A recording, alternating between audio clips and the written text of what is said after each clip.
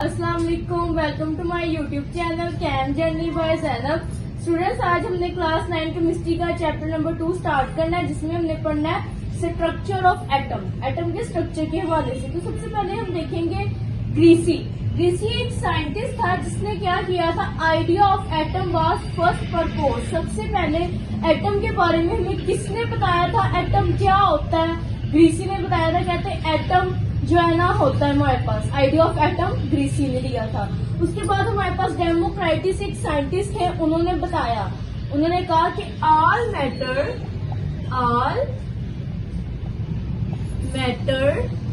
Is made up of tiny particles. कहते हैं all matter is made up of tiny particles. जितने भी हमारे पास मैटर्स होते हैं वो छोटे छोटे पार्टिकल से मिलके बने हैं। उन पार्टिकल्स को हम नाम दे देते हैं एटम। क्या नाम दे देते हैं? Atom. Atom is a tiny particle. Okay, हमारे पास कहते हैं atom is a tiny particle, it can not be subdivide. के एटम को आगे हम डिवाइड नहीं करते। नो सब डिवाइड, ये हमारे पास डेमोक्राइटिस का कहना था कि एटम एक छोटा, जो हमारे पास जितने भी मादे हैं ना, all matter is made up of tiny particles but atom is the smallest particle, it can not be subdivide. कि एटम एक छोटा पार्टिकल है, इसको आगे और छोटे छोटे पार्टिकल में हम डिवाइड नहीं कर सकते। उसके बाद जॉन डाल्टन हमारे पास एक साइंटिस्ट था, 18th सेंचुरी में उन्होंने हमें बताया था। उन्होंने क्या किया, एटम के बारे में लैब में रिसर्च की और उन्होंने हमें एविडेंस दिए और बताया कि एटम एग्जिस्ट करता है, एग्जिस्टेंस ऑफ एटम। जो बेटा हमारी 19th सेंचुरी के लास्ट 10 साल है ना, लास्ट 10 इयर्स 19th सेंचुरी, तो साइंटिस्ट ने क्या किया, एक डिस्चार्ज ट्यूब ली।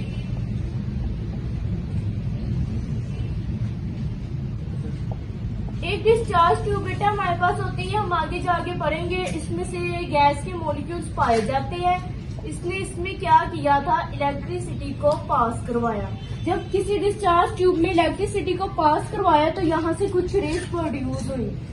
कभी यहाँ से एक रेस प्रोड्यूस हुई तो इन रेस के मुताबिक हमें पता चला कि atom is not a smallest particle. कि एटम एक छोटा पार्टिकल नहीं है, ये आगे छोटे छोटे पार्टिकल में सब डिवाइड हुआ है। हमारे पास क्या, atom is not smallest particle,